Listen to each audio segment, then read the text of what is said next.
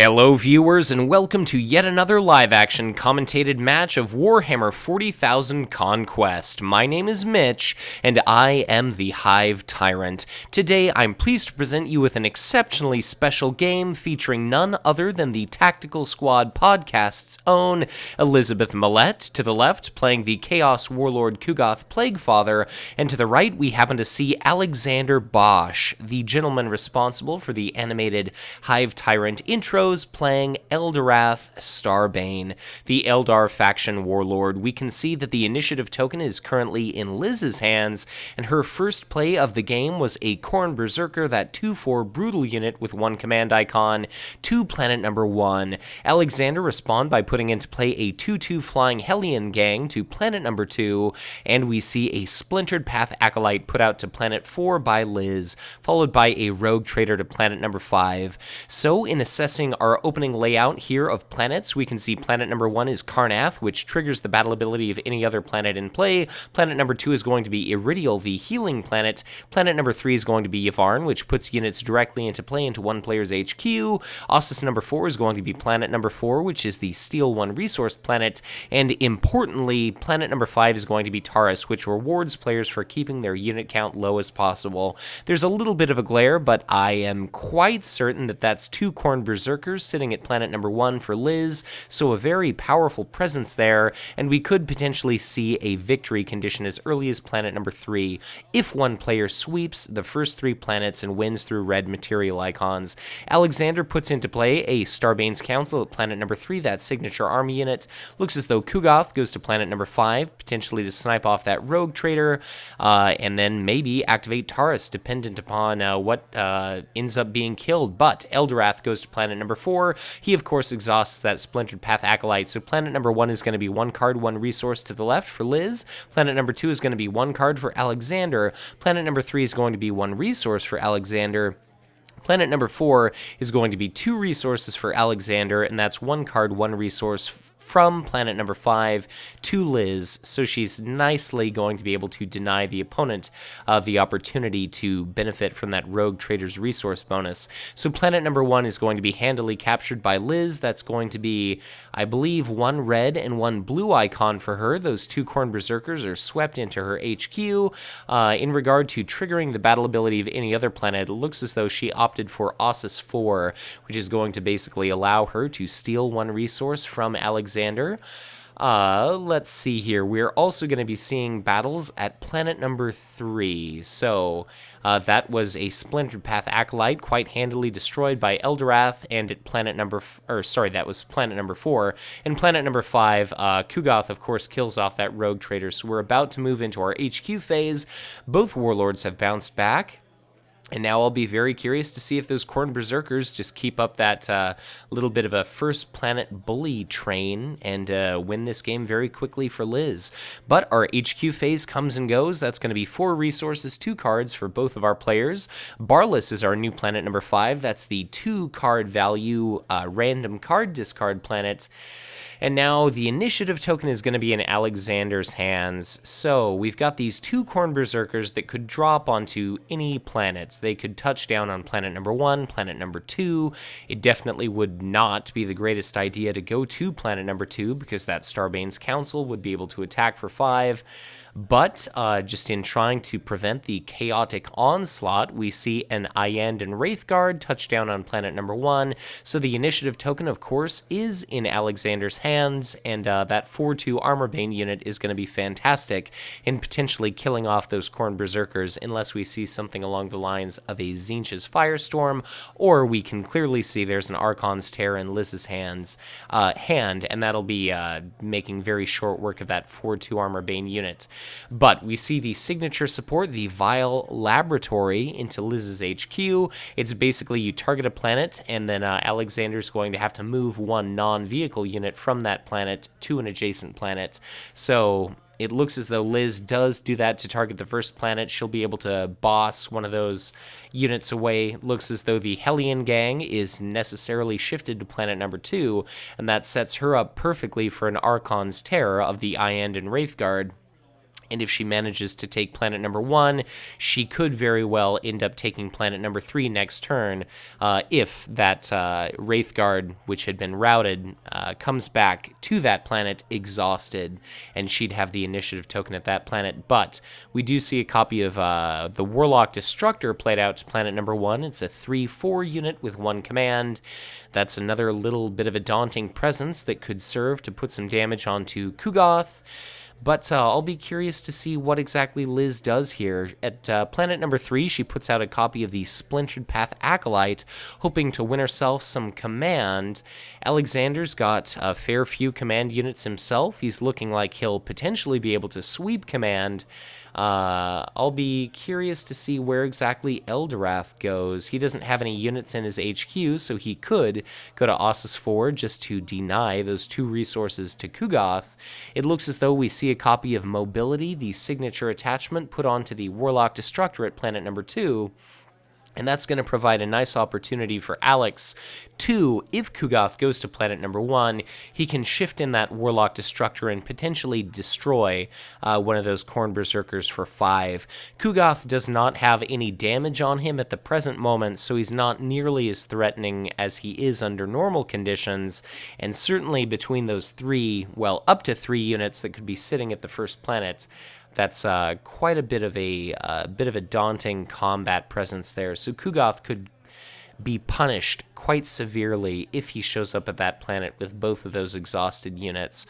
But Alexander doesn't have really anything in regard to planet type icons, so he'd have to win, I believe, as early as planet number 3 through strong point icons. But it looks as though both of our players have finally passed. We're deciding where exactly they're going to go.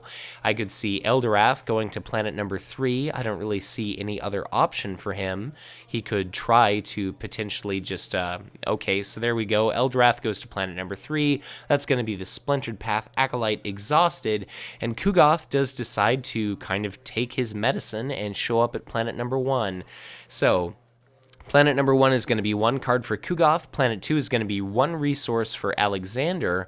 Planet number 3 is going to be 2 resources for Alexander. And then thanks to that Rogue Trader, planet 4 is going to be 1 card and 2 resources for Alexander. So he's definitely doing quite well in regard to economy. And we see that mobile Starbane's Council shift over to planet number 1. So in Liz's hand, we know that she's got that Archon's Terror. She's got an adequate number of resources to use it, but she's going to basically have to survive long enough until the end of the first combat round for those Berserkers to ready and deal out a bit of brutal damage. I cannot see our Eldar player feeding into damaging Ku'gath, just because he'll be able to shift away that damage, quite easily kill units like that Iend and Wraithguard, but I'll be quite curious in regard to what exactly we see terrored and how this all breaks down.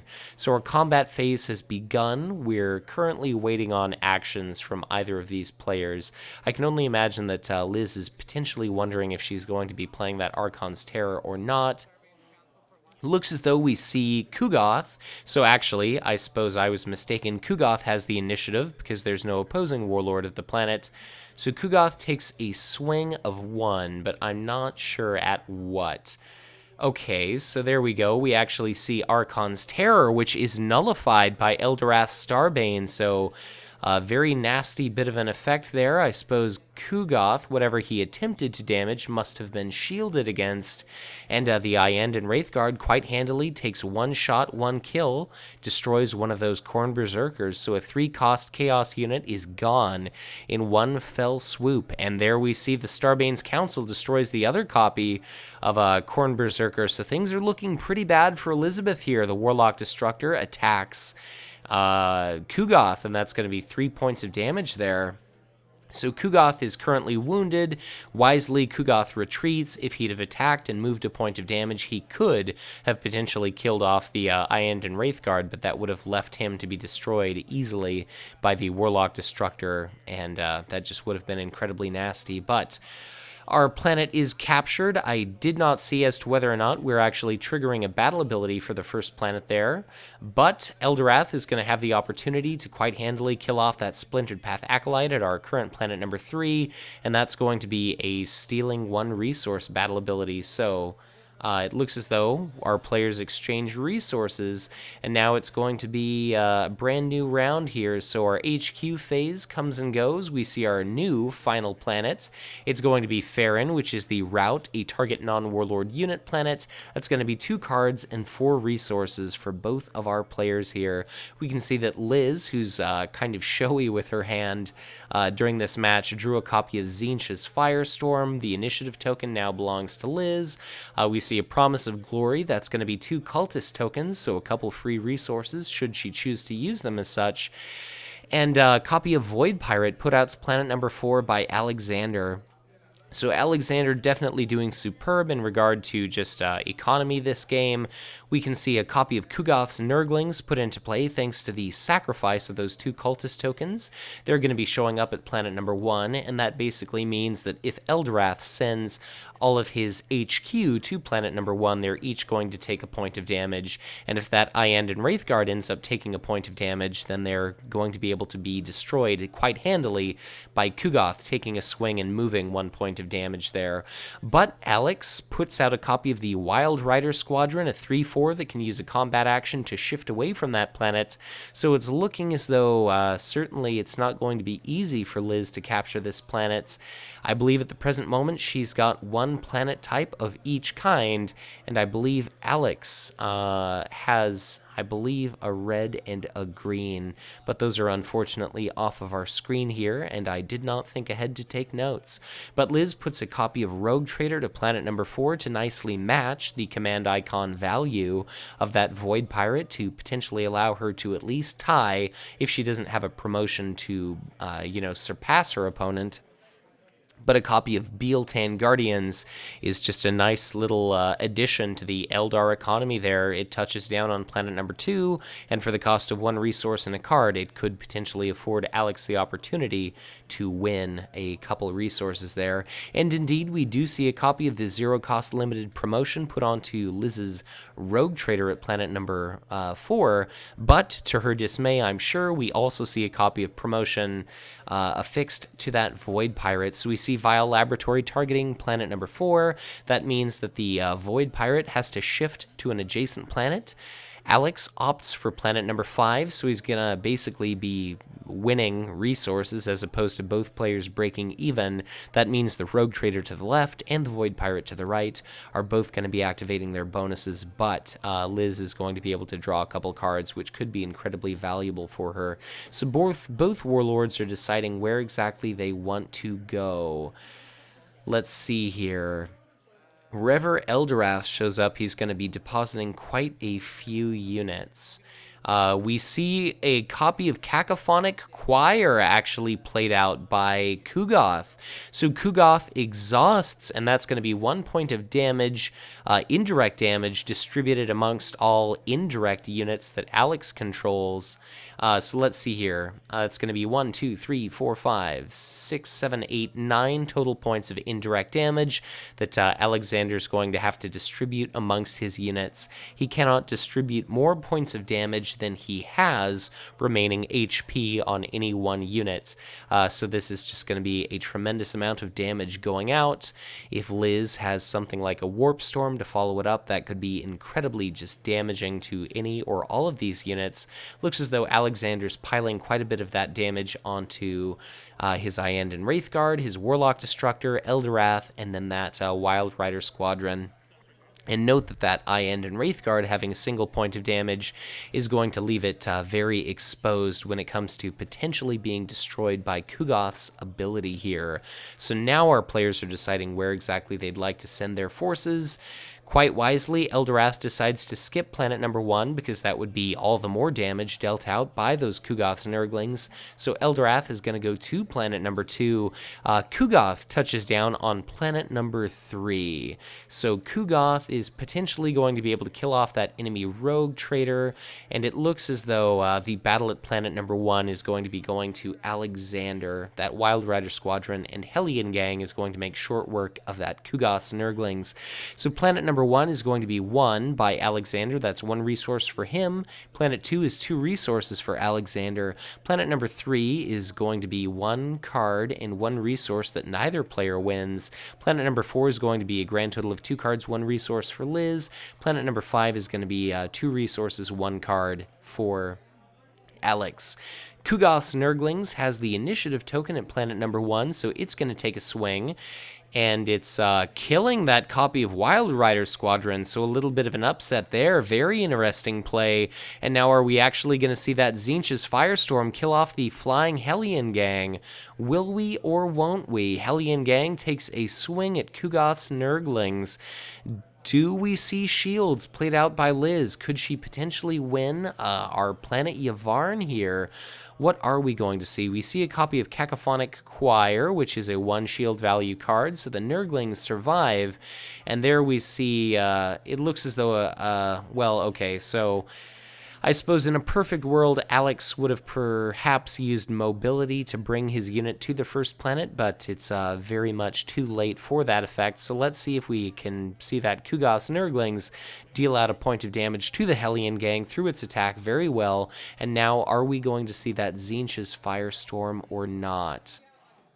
If Liz wins this planet, that will put her at 2 icons, like 2 red and 2 blue. But what are we going to see? Do we see an action or not? Looks as though we don't. So Alexander takes a swing for 2. And what is Liz going to do? We use a Slaanesha's Temptation discarded as shields. That's going to bring us to the end of this combat round. Does Alexander retreat? So that means the battle is going to be won by Ku'gath. So that's going to be 2 blue technology icons and 2 red icons for Elizabeth. Again, I apologize. I'm not exactly sure what Alexander has in regard to planets. But that's going to be a battle won by Liz. It looks as though she's not opting to trigger any kind of battle ability from Yavvarn there. She doesn't have enough resource tokens for it, but she does clearly possess a copy of Warp Storm in her hand, and certainly a lot of wonderful targets there sitting at planet number 1, well, soon to be number 1, with which to destroy with that. But it looks as though in just calculating unit total, we only see a grand total of 3 units for Ku'gath. Ku'gath is sitting at Taurus. We've got something like 6 units for Eldorath, so Liz will be able to generate some additional resources, or alternatively, draw herself a few additional cards. So let's see here. Looks as though she opts for resources, so hopefully she'll draw into some army units or something along those lines. Looks like her hand possesses a Promise of Glory as well, so she's probably fine with drawing some powerful demon units. But that's going to be 2 cards, 4 resources for each of our players. I believe Liz drew a Slaanesha's Temptation. And what exactly are we going to see? If Liz wins at Taurus, I believe that's going to be the game for her. I believe that Alexander only has a single planet left, so we could see Liz destroy all of those Eldar units with a Warp Storm at the first planet, so long as Eldorath doesn't actually have an additional copy of Nullify with which to dash her hopes and dreams there. But what are we going to see? We see a copy of the Warlock Destructor put out to planet number 2. I can only imagine that this is costing Alexander a fair few resources to keep his original Warlock Destructor around. I believe this is the second time he's actually had to pay for that Warlock Destructor entering the deploy phase. Presuming he's remembered to do so, and 1 resource just to keep a 1 hit point unit alive is pretty significant, even though he does have the initiative token. But we see a copy of Slaanesha's Temptation put out to planet number 4, so any unit deployed outside of planet number 4, for example that Spirit Seer Arathal, is going to cost a grand total of 4 resources for Alexander, and he is really piling up units there on that first planet. I do not believe it's his victory condition, so I cannot help but think that's a bit of a mistake to just be putting so many units at that planet, though he's maybe hoping that the Spirit Seer could get off an attack to pull damage off of some of those units, like that Warlock Destructor. All the same, it seems like that's a tremendous investment there in the first planet. But it's going to be up to Ku'gath now to put out some plays. The Nurglings are going to be moving alongside Ku'gath, and because Alexander has the initiative token, he'll be able to determine the order in which forced reactions take place, so he could easily have the Nurglings deal damage to Ku'gath prior to their killing themselves, whereas if Liz had the initiative token, she could simply have had those Nurglings kill themselves as opposed to damaging Ku'gath. So it looks as though the Vile Laboratory is targeting planet number 2, and is Alexander going to send... okay, Alexander wisely shifts the Warlock Destructor to planet number 3. If he was going to pile still another unit onto planet number 1, that would have been just an incredible target here for Warp Storm. But we see a Chaos Fanatics go to Taurus, definitely not the most combat-capable unit in the world, but it's another body at that planet, and as both of our players have passed, it's essentially going to, I suppose, just sit there and help the Splintered Path Acolyte win command. So where exactly is Ku'gath going to go, and where is Eldorath going to go? Yes, to no one's surprise, Eldorath goes to planet number 3, and Ku'gath goes to planet number 2. So I suppose Ku'gath is setting himself up nicely for a victory condition there. The Nurglings are going to be dealing itself a point of damage, and also a point of damage to Ku'gath, but Alexander's going to win command at planet number 1. That's going to be 2 resources for him. It's going to be 1 card, 1 resource for Liz at planet number 2. Planet number 3 is going to be, looks like Barlas is going to be 2 cards for Eldorath. And then Farron is going to be 2 resources and 1 card for Alexander. It looks as though... okay, so there we go. The Ku'gath's Nurglings, finally we see that damage put out. So a Promise of Glory shields the Nurglings for 1. Ku'gath takes 1 point of damage at the onset of combat. We see the Starbane's Council use mobile to shift to planet number 2, and that's a very interesting choice because the initiative is going to be in the hands of Ku'gath, and Ku'gath is going to be able to basically move damage, and that's still just a mountain of units there sitting at our first planet, but combat is going to be occurring at the first planet. We know full well that Liz has a Firestorm. Just, man, a lot of different nasty effects here, so let's see what exactly can we expect. Eldorath is ready, so Alexander may have a copy of Warp Storm, but combat at the first planet, any actions at all from Liz? What do we see? I suppose we could see if Eldorath attacks at planet number 4, or sorry, planet number 3, and then once Eldorath is exhausted, there's no more nullify, but looks as though that planet is going to be captured by Alexander, and those units are going to be swept into his HQ. So let's see what exactly happens.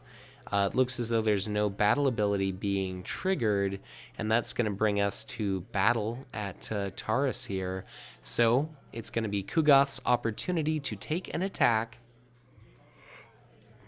The Nurglings are ready, and Ku'gath is similarly ready. We've got actions from either player that we could well see. Just a pile of resources there to the right for Alexander, and to the left we see 4 total resource tokens for Liz. We do see an Archon's Terror banish the Ku'gath's Nurglings from that planet, and if Ku'gath has to exhaust to attack, the Starbane's Council could potentially bloody him, but there's certainly a couple other targets that Liz can attack with prior to that happening. So what exactly are we going to see? Looks as though Ku'gath exhausts to take a swing at that Starbane's Council. It's going to be 1 point of damage dealt and 1 move to the Starbane's Council. So curiously, the Starbane's Council is destroyed, but we see a Gift of Isha immediately return it to play. So that's going to be a swing of 5 directed toward Ku'gath, which is negated partially by a 2 shield value cards. That's going to be a grand total of 3 additional points of damage onto Ku'gath. And how much damage is that in total? I believe that's 6 damage tokens sitting there on Ku'gath, so he's at a single hit point. I'll be curious to see if we've got a Fetid Haze in hand or not. I don't believe we do. The Chaos Fanatics and the Splintered Path Acolyte both take a swing. That's going to be the Starbane's Council taking some damage. It retreats at the end of combat there, but of course it's just going to be destroyed at the end of combat. So that is basically just gone. The retreat, I suppose, was just denying Ku'gath the opportunity to do the same. So let's hope for Liz's sake she manages to wind up with a copy of Fetid Haze there. But it looks as though Barlas has handily won. That copy of the Rogue Trader with the promotion is easily destroyed, and the random card discard was a Heretic Inventor. Now we see a copy of Warp Storm. So what exactly is our target? I believe it's the HQ of Eldorath, and here we go. It's going to be the Warlock Destructor destroyed, the Bealtan Guardians destroyed, and that Iandon Wraithguard destroyed. And that's Spirit Seer Erithal there with 2 points of damage, and that was after Eldorath had bounced back into the HQ. So that's going to be 2 more points of damage onto Eldorath as well. So I believe all we need to see is Liz win the battle at Taurus here, and that is going to be the game for her.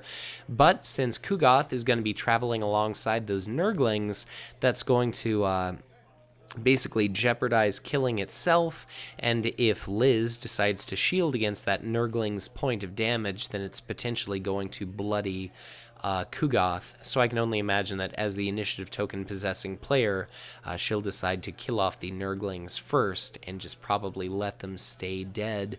But our HQ phase comes and goes. Of course, there's no new planet. That's going to be 4 resources and 2 cards for each of our players. We see a 3rd copy of the Khorne Berserker put out to planet number 1 to kind of lock down Liz's position there. We certainly see a wealth of resources for Alexander. So what all can he do to try to block off this effect? Very nastily, we see 3 resources put, basically paying for an Iandon Wraithguard, and then Vile Laboratory, that very sneaky little signature support, targets planet number 1, and the Iandon Wraithguard is forced away from that planet. So very, very tricky move there by Liz. I suppose it would have been better in hindsight to play a Rogue Trader, a Void Pirate, or that Hellion Gang to planet number 1 first. But remember that Ku'gath has the initiative token, so we see another copy of the 2/2 flying Hellion Gang put out to planet number 1. We see a Chaos Fanatics also put to planet number 1, just because it's all going to come down to the wire here. We see yet another copy of the Hellion Gang put out to planet number 1 by Alexander.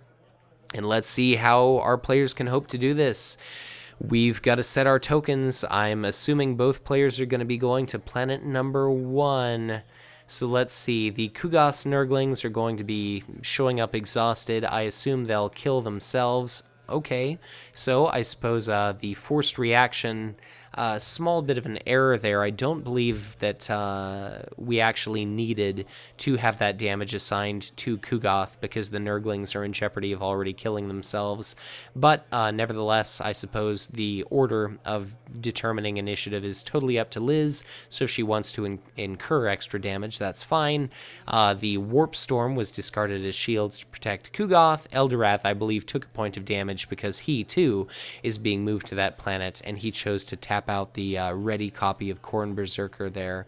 So Liz does not have enough resources at the moment to do Fetid Haze, but it looks as though planet number 1 is going to be Command 1 by Ku'gath. So that's going to be 1 card, 1 resource. Planet 2 is going to be 2 resources for Alexander, and planet number 3 is going to be 2 resources for Alexander.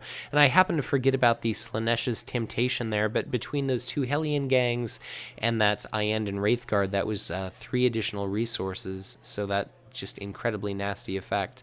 Chaos Fanatics takes a swing and damages the Hellion Gang. The Hellion Gang takes a swing in return at something, possibly a copy of the Chaos Fanatics, but we see Slaanesha's Temptation discarded as a 2 shield value card. So Ku'gath is taking a swing at the ready copy of Hellion Gang. He moves 1 point of damage from him onto the exhausted copy of Hellion Gang, and it looks as though that gang takes a point of damage, but it now has the opportunity to attack. Ku'gath has 2 hit points remaining, so what exactly are we going to see? The Hellion Gang takes a potential swing, but at what? Okay, we see a copy of Gift of Isha is the top card, Spirit Seer Arathal, so very interesting. He returns to play, and he's going to have the opportunity to take a swing for 2, kill off that Splintered Path Acolyte, and that's going to be 1 point of damage removed from the Hellion Gang. So things aren't looking entirely easy for Ku'gath here, but looks as though the the Chaos Fanatics managed to successfully bloody Eldorath Starbane, so he's banished from that planet. Now it's just the Hellion Gang, the Spirit Seer, up against 2 Chaos Fanatics, a Ku'gath, and a Khorne Berserker. So we see some card discarded as shields. I can't quite tell what the artwork on that card is, but Ku'gath now has 6 points of damage. This would be the perfect time for a Fetid Haze, but whether or not Liz has it, I have no idea, and of course 1 resource is not 3. So Ku'gath takes a swing directed at I'm not sure, and that's going to be 1 damage token dealt on. Okay, so attack against Spirit Seer and 1 damage onto Spirit Seer. So Spirit Seer is going to be able to attack in return for 2. It can only remove damage from other units, but it does quite handily kill off a copy of the Chaos Fanatics. Now, the remaining copy of Chaos Fanatics takes a swing at the Hellion Gang, and that's going to be 1 point of damage dealt out to that unit. The Hellion Gang, what exactly are we going to see? There we go, we see Ku'gath bloodied, so definitely never a nice thing to see, but that Khorne Berserker is going to be taking a swing for 2, and that's the Spirit Seer destroyed, and there we go, we have the good game. So good game, very well played by both of our players. It looks as though they show out their hands, and Eldorath, of course, does not have any shield cards remaining. So good game, very well played by both of our players. Congratulations to Elizabeth Malette of the Tactical Squad podcast for managing to best Alexander Bosch in the end. But a great game by both of our players. Thank you to Alexander for providing me with this footage, and a thank you to Liz for affording me the opportunity to commentate this game today. So thank you so much for watching, and as always, if you enjoyed this video, be sure to hit that like button and subscribe to my channel if you've not done so already. And if you are already subscribed, you're always encouraged to share this content, as the more views, the more likes these videos receive, the more likely players are to stumble upon Conquest, be exposed to this game, give it a try, like what they experience, potentially join our community, and of course, the more players we are, the bigger the message we send to Fantasy Flight Games to continue to support and develop for this fantastic product. If at any point you'd like to get in touch with me, I'd encourage you to do so through Facebook or on Twitter. I'm always looking for games to spectate, commentate, and record, and like Alexander Chimadon and like Alexander Bosch, even if your name is not Alexander, I'd be absolutely honored and humbled were you to send me live action gameplay footage like this to commentate and host on my channel. If at any point you feel so inclined to help support the Hive Tyrant's cause, I'd encourage you to check out my Patreon. But with that said, thank you once again for watching, and as always, be sure to check back in again soon for ever more Conquest LCG content to come.